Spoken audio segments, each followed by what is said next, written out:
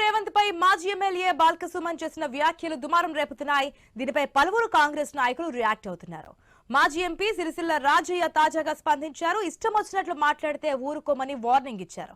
ఇలాంటి అహంకారపూరిత మాటలు మాట్లాడితే చెన్నూరు ప్రజలు ఉరికించి కొడతారన్నారు.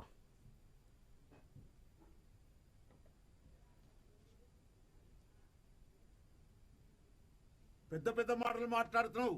డబ్బులు బాగా పిచ్చిలేసిందా? ఎక్కడికి దొరికితే అక్కడికి మాట్లాడుతున్నావు. ఏం బుద్ధి లేదా? చదువుకోలేదా?